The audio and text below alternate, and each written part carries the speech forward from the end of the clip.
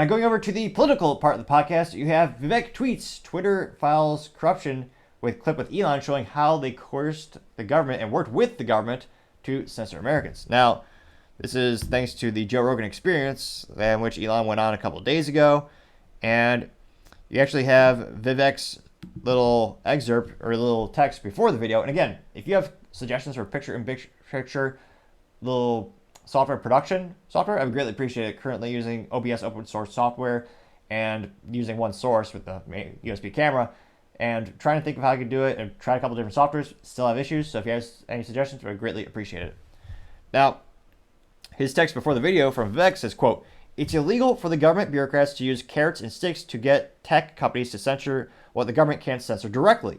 It's great that Elon remade Twitter, but the problem is still pervasive elsewhere. Reform is required." Without further ado.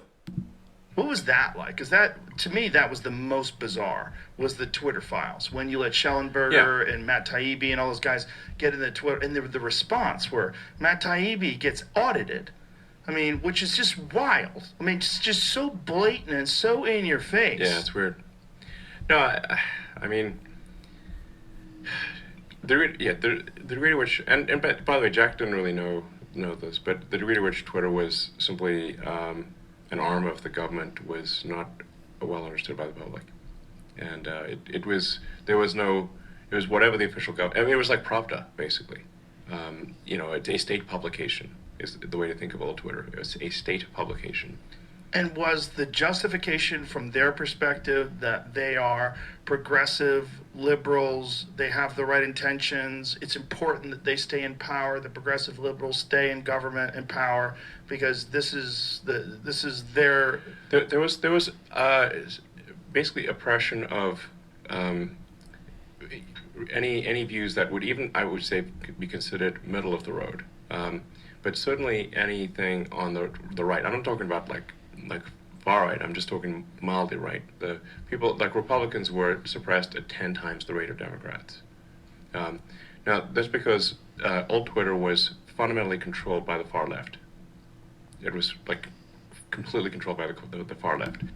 10 times, which is a lot. Everyone always talks about double your value, which is 2 times. 10 times? That's not too surprising, but that's an astronomical ratio. You would think more Americans would be concerned about this. Unfortunately, most have either not researched the topic at all or just don't seem to care about this huge violation of human rights when it comes to your freedom of speech is paramount. And yet, many Americans don't care that half the country is being censored ridiculously. So let's go into the comments section and see how they look. Someone by the name of Deep Blue Currency says, quote, "A lie doesn't become truth, wrong doesn't become right, and evil doesn't become good just because it's accepted by a majority," unquote. And apparently that quote is by Rick Warren, got 9 likes. Let's see here. A lot of medium responses. A lot of responses getting a couple. Trying to see what the top ones are.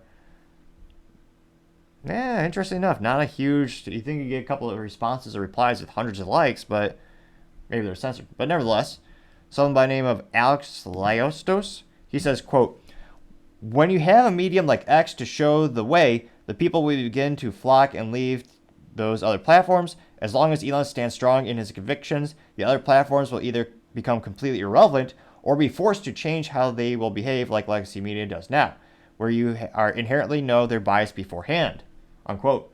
Person got 5 likes, which I do agree with that sentiment. It's going to be a huge value add, and the only way to compete with them would be to actually stand up for free speech, but it'd be interesting to see if they actually do, though. Someone by the name of 1585 says, quote, "Yep, and you can still see the blue trying to suppress more red in all of the community notes. Elon Musk reform is required.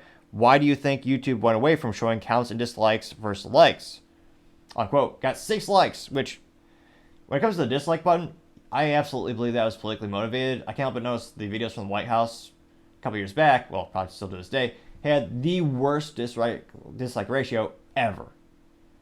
And YouTube said, oh, yeah, this is to protect the creators. It's ridiculous. Every creator, if you go to YouTube Studio, which is the back end where you upload the videos and you can see all the metrics, it still shows you the dislike count. So I think that was just a futile attempt to make some people look a little bit better. Let me know if you think differently in the comments. Someone by the name of Brian Fry says, quote, "So what's the solution then? How do you stop the censorship and propaganda machine that is big government? This is a huge issue and one that won't stop anytime soon. Genuinely curious to hear your solution," unquote. Of course, we got 4 likes. A lot of people saying reform the government. Seth C. says the FBI sells closed-door deals with big tech and social media companies, unquote, getting 3 likes.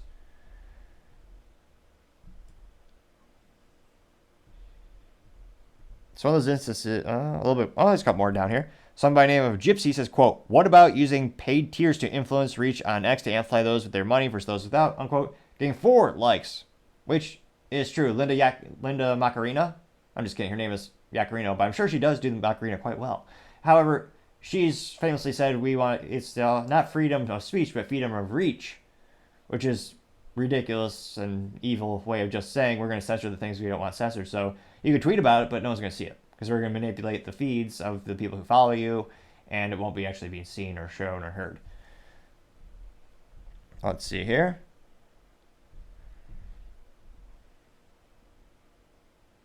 A lot of people saying, why do bad guys like censorship? When are the politicians actually going to go to jail? Well, spoiler alert, never, because they're really never held to accountability, both left and right. Someone by the name of Olivia Walker saying, quote, "Exactly, the problem is extremely pervasive on other platform. I'm thinking of one specifically," unquote, getting 2 likes. So interesting enough, I thought there would be a lot more traction in the comment section.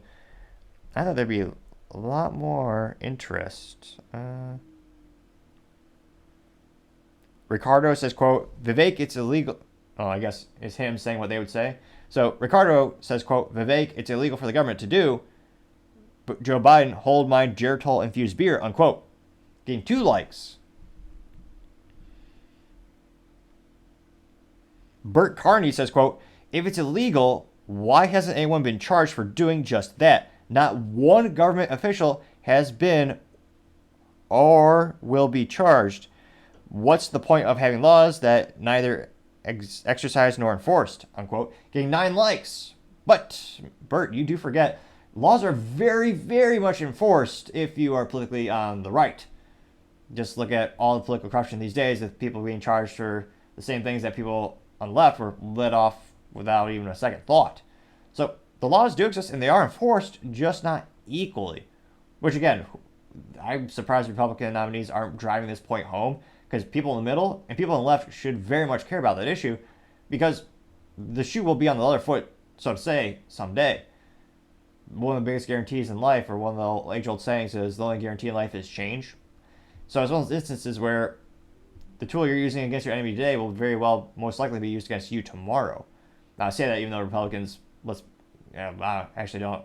That might not be a great metaphor because they don't have a good track record of actually doing anything. Unfortunately, it'd be good to see some action. But nevertheless, it'll be interesting to see if this is a huge topic for the upcoming election. Do more politicians jump on the bandwagon and actually continue to highlight those discrepancies? Or will they just simply kind of let it fall to the wayside and do the traditional cliche campaign, we need to get people back to work, which, yes, great campaign note that everyone has used since the dawn of time. So it'd be interesting to see it. Let me know in the comments. Be fascinated to hear what you have to say. Thank you again, everyone, for taking the time to tune in today. Also, can't thank you enough for taking the time to click that subscribe button. Trying to get to 4,000 subscribers by the end of November. So if you click that button, I greatly appreciate it. Also, leaving a comment is a great way to help me develop the channel, make the show better and better, and improve the quality. And lastly, don't forget to take time to tell your family, tell your coworkers, tell your friends, tell your enemies, tell anyone and everyone. Just stay safe and fight the good fight.